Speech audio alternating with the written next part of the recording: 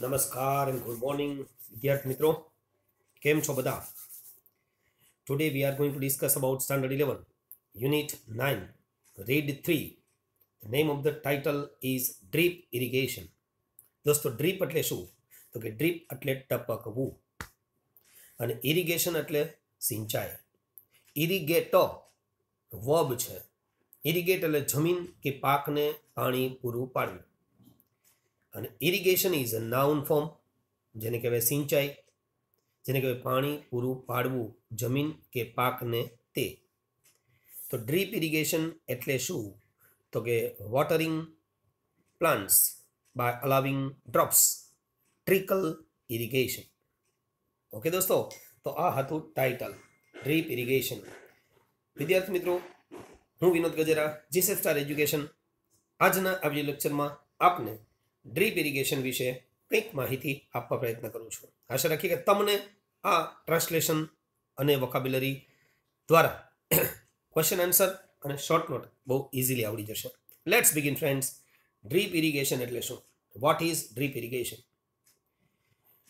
તમે જાણો છો કે installation of drip irrigation is costly but useful ટપક સિંચાઈ પદ્ધતિ ગોઠવણીની ખર્ચાળ છે પણ તે ઉપયોગી છે it consumes less quantity of water આ પદ્ધતિમાં ઓછું પાણી વપરાય છે with drip irrigation water is applied very close to the plant એક જ ફાયદો છે કે જમીનમાં એક તો ભેજનો સંગ્રહ થાય છે અને છોડને ખૂબ નજીકથી આપણે પાણી આપી શકીએ છીએ એટલે એમ કહેવાય કે close to the plant and maintains moisture level તો આ બંને બેનિફિટ્સ ડ્રીપ ઇરિગેશનથી થાય છે દોસ્તો તો ડ્રીપ ઇરિગેશનની ડેફિનેશન શું હોઈ શકે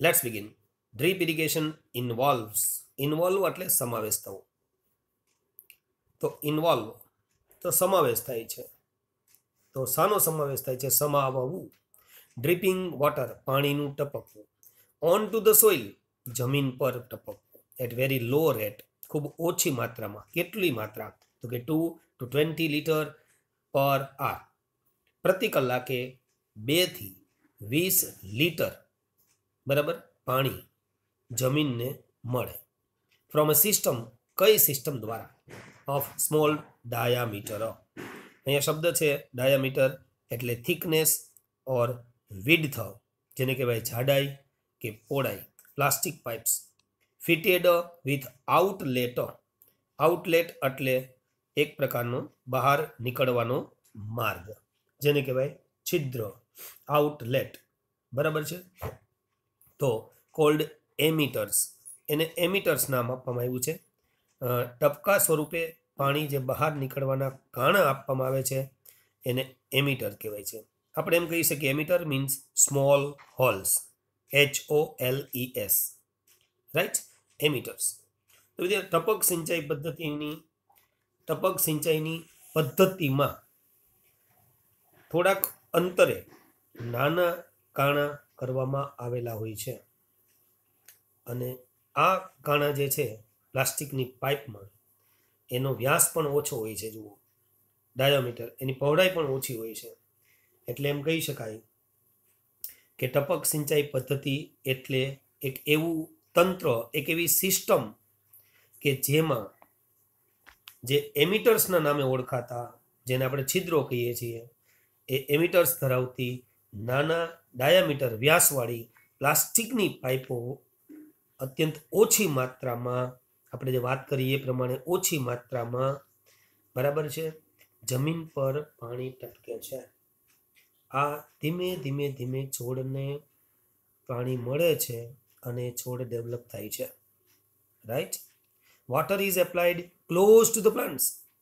પાણી છોડની નજીક આપવામાં આવે છે so that here is a most important conjunction so that shows એડોપ્લસ ઓફ પર્પઝ શોવિંગ પર્પઝ હેતુ બતાવે છે સો ધેટ ના હેતુથી so that only that part of the soil in which the roots grow is wetted જે ભાગમાં મૂળ develop થાય છે વિકસે છે તે ભાગ જ વેટ કરવાનો છે એટલે પાણીથી ભીનો કરવાનો છે એટલે એમ કહી શકાય વેટેડ એટલે સોક્ડ, SOAKED, સોક્ડ વિથ વોટર.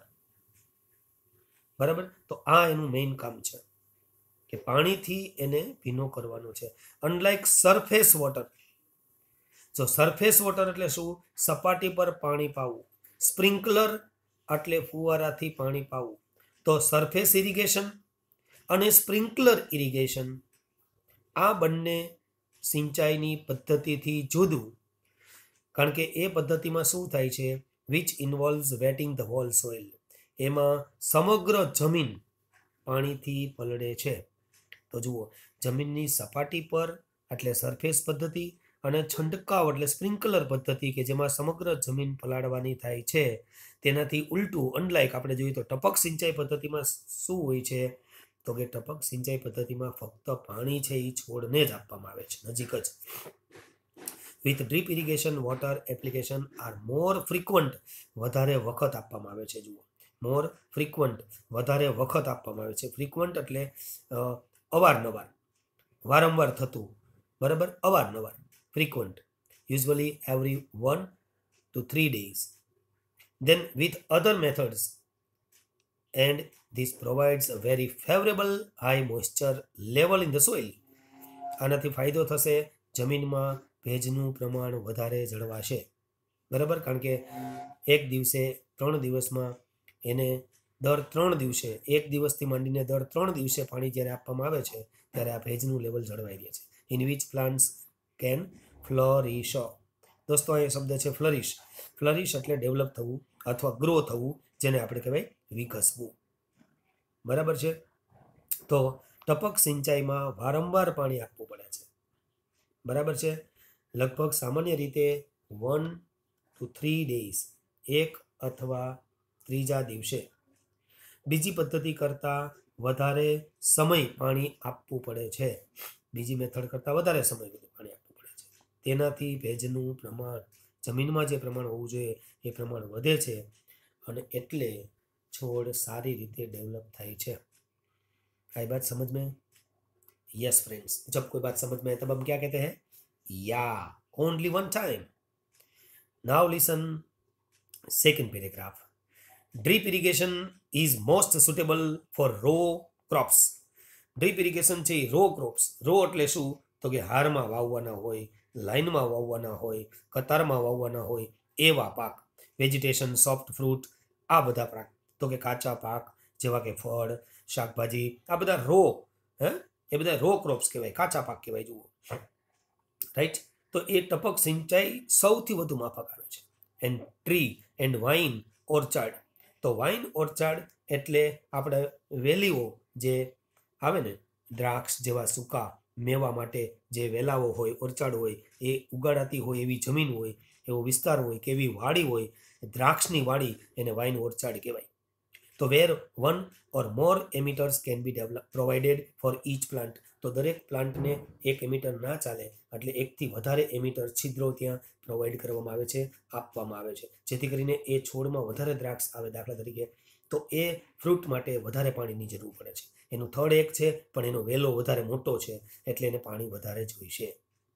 બરાબર. તો આ ડ્રીપ ઇરિગેશન છે એ આવા કાચા પાક, ફળ, શાકભાજી વગેરે માટે ખૂબ જ સુટેબલ છે, એ માફક આવે છે. Generally only high value crops, પણ સામાન્ય રીતે જુઓ તો હાઈ વેલ્યુ, કારણ કે આનો ખર્ચ વધારે છે ને, એટલે હાઈ વેલ્યુ ક્રોપ્સ, બરાબર છે, are considered because of the high capital cost of installing drip system. મેં તમને વાત કરી ને કે ડ્રીપ સિસ્ટમ બેસાડવી થોડી ખર્ચાળ છે, મોંઘી છે, એટલે અઘરું છે ને. બરાબર. એટલે સામાન્ય રીતે ફક્ત ઊંચું મૂલ્ય જેને કહેવાય ને, હાઈ વેલ્યુ ધરાવતા પાકને જ પ્રાધાન્ય આપવામાં આવતું હોય છે. બરાબર છે. કારણ કે જો તમને પાક તૈયાર થયા પછી કંઈ એનું વળતર ના મળે બહુ, તો પછી એવો પાક તમે વાવો તો કેપિટલ કોસ્ટ તો વધારે છે, મૂડી ખર્ચ વધારે છે. બરાબર. એટલે મૂડી ખર્ચ વધારે હોવાથી અહીંયા બેસાડવાનો ખર્ચ વધારે છે, એટલે એ ગણતરી ધ્યાનમાં લેવામાં આવે છે. કન્સિડર એટલે ધ્યાનમાં લેવું. Third paragraph. Normally the crop would be planted along contour lines. અહીં શબ્દ આપ્યો છે કોન્ટોર લાઇન્સ. કોન્ટોર લાઇન એટલે શું? તો કે આપણે એક પાડા જે ઢાળ કરીએ, બરાબર, ખેતરમાં જે કામ કરતા હોય એને ખબર હોય કે લાઇન કરે, એક પાડા બનાવે, ક્યારા બનાવે.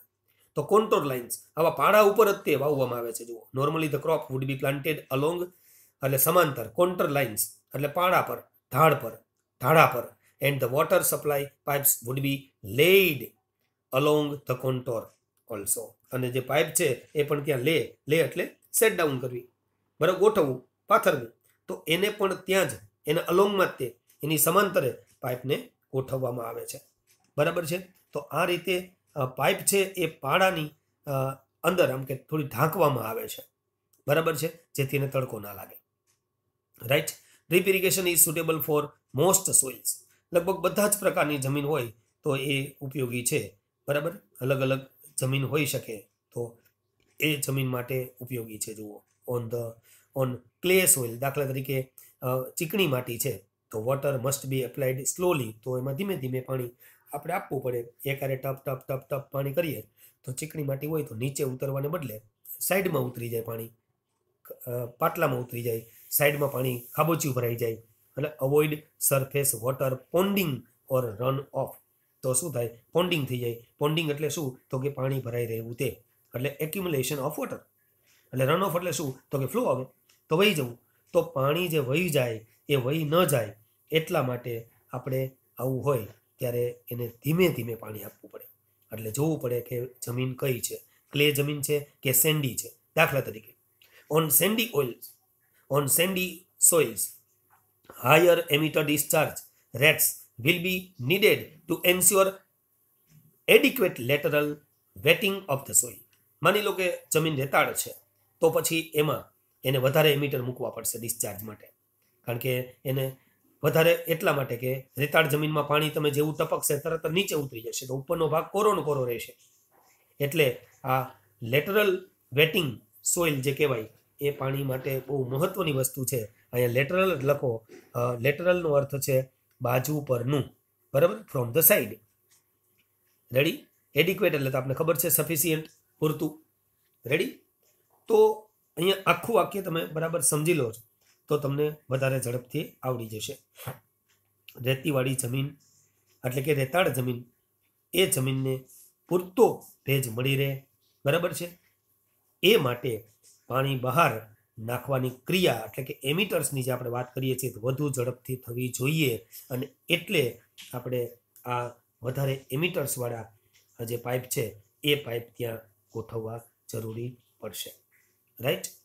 Number next, one of the main problems with drip irrigation is blockage of the emitters. જુઓ, મેં તમને કીધું કે પાડો કરે છે, પાડામાં વૃક્ષનું વાવેતર છે, છોડનું વાવેતર છે, ફળફળાદીના વૃક્ષો વાવેલા છે, બરાબર છે, વેલાઓ વાવેલા છે, તો એમાંથી પાંદડા ખરે. રાઈટ. તો બ્લોકેજ થવાનો પ્રોબ્લેમ રહે છે. તો મેઇન પ્રોબ્લેમ એ છે ડ્રીપ ઇરિગેશનમાં કે લાઇન એમિટર્સ છે, છિદ્ર છે, એ બ્લોક થઈ જાય છે. બરાબર છે. તો બ્લોક થઈ જવું એટલે શું? તો કે ઓબસ્ટ્રક્શન, અવરોધ આવી જવો, રૂકાવટ આવી જવું. Right. All emitters have very small waterways ranging from 0 to 2 to 0 millimeter in diameter and these can become block if the water is not clean. તો જો વ્યાસ ઓછો છે 0.2 થી 0 મિલીમીટરનો, હવે દરેક છિદ્રનો વ્યાસ તો ઓછો છે, તો હવે આટલા ઓછા વ્યાસમાં તો એ બ્લોક થવાની સંભાવના વધારે છે. અને એટલે એ જ્યારે બ્લોક થઈ જાય છે, બરાબર, તો પછી નાના કાણા પૂરાઈ જાય છે, એટલે પહોળાઈ ઓછી છે, એટલે આ પ્રોબ્લેમ એક મોટો રહે છે. તો પાણી ક્લીન ન હોય તો તકલીફ પડે. ધસ ઇટ ઇઝ ઇસેન્શિયલ એટલે જરૂરી છે for irrigation water to be free of સેન્ડિમેન્ટો. દોસ્તો, અહીંયા સેન્ડિમેન્ટ એટલે શું? તો કે એક આપણે કહીએ ને કે ભાઈ કચરો, એક પ્રકારનો પ્રવાહીને તળિયે બેઠેલો પદાર્થના કણો હોય જે, બરાબર, સેન્ડિમેન્ટ્સ મટીરિયલ્સ હોય કોઈ એવું, બરાબર. તો એ કચરું કહેવાય ટૂંકમાં. તો આને કચરા મુક્ત રાખવું જોઈએ પાણીને. Ready. If this is not so, જો આવું ના કરીએ તો ધેન ફિલ્ટરેશન એટલે ગરણી મૂકવી પડે of the irrigation water will be needed. તો ફિલ્ટરેશન કરવું પડે એટલે ગાળવું પડે. તો ગાળવું જરૂરી બની જાય છે. તો પછી આપણે એવી વ્યવસ્થા કરવી પડે કે જેથી પાણી ગળાતું જાય અને એ પછી પાઇપમાં જાય તો પણ આપણને આ રીતે પાઇપના જે છિદ્રો છે એ બંધ ન થાય અને બેનિફિટ રહે આપણને. How it works. અને આગળ વાત કરીએ છીએ કે કેવી રીતે આ પદ્ધતિ કામ કરે છે. તો કે ધ પંપ યુનિટ, એક ટેક્સ્ટ બુકનું પેજ ફેરવો, બરાબર, તમને એક પંપ યુનિટ દેખાશે, એક પિક્ચર દેખાશે. જુઓ, યસ, ટેક્સ્ટ બુક તમારી સામે લઈને બેસો અને એમાં જુઓ, બરાબર. એમાં એક આખું ચિત્ર દેખાશે, એમાં પંપ યુનિટ દેખાશે. જુઓ, કૂવો હશે, બાજુમાં પંપ યુનિટ છે અને એની ઉપરથી ટાંકામાં જાય છે, ફિલ્ટરેશન દેખાય છે અને ખેતરમાં પાઇપ દેખાય છે. જુઓ, આખું પદ્ધતિ સમજવા પ્રયત્ન કરો. The pump unit takes water from the source. તો જો કૂવામાંથી પંપ દ્વારા પાણી લેવામાં આવે છે. And provides the right pressure, અને યોગ્ય પ્રેશર પણ આપવામાં આવે છે for delivery into the pipe. અને પાઇપ સિસ્ટમમાં પાણીની ડિલિવરી માટે એને યોગ્ય પ્રેશર પણ આપવામાં આવે છે, કારણ કે દબાણ નહીં આપે તો પાણી પાઇપમાં પહોંચશે નહીં. The control head consist of. જો એક બાજુ કંટ્રોલ હેડ છે, જુઓ તમે ચિત્રમાં જુઓ, પાછળનું પેજ ફેરવો ડાયરેક્ટ. યસ, તો કંટ્રોલ હેડ કન્સિસ્ટ ઓફ વાલ્વ્સ. તો જો એમાં વાલ્વ પણ આપેલા છે two control the discharge and pressure in the entire system. તો જો સમગ્ર જે નિયંત્રણ એકમ કહેવાય કંટ્રોલ હેડ, સમગ્ર વ્યવસ્થામાં પાણી છોડવા અને યોગ્ય દબાણ નિયંત્રિત કરવા વાલ્વ પણ હોય છે. જુઓ, તો વાલ્વ પણ રાખવો પડે છે. સમ કંટ્રોલ હેડ યુનિટ્સ કન્ટેન ફિલ્ટર. કેટલાક કંટ્રોલ હેડ એવા હોય છે એમાં ગરણી એટલે પણ ફિલ્ટરેશન પણ રાખવામાં આવે છે. ફર્ટિલાઇઝર એટલે ખાતર, બરાબર. એન્ડ ન્યુટ્રિયન ટેન્ક, અને કેટલાકમાં પોષક દ્રવ્યો માટેની ટાંકી પણ હોય છે. એટલે આ દરેકના અલગ અલગ હોય છે. જુઓ, જેની જેવી સગવડતા કે જેવી જરૂરિયાત હોય એ પ્રમાણે કોઈ ખાતર પણ ત્યાંથી ડાયરેક્ટ છોડના મૂળ સુધી પહોંચાડતા હોય છે. અને આ રીતે ન્યુટ્રિશિયન્ટ, બરાબર છે, તો એ જે પોષક તત્વો છે એ પણ એને મળી રહેતા હોય છે.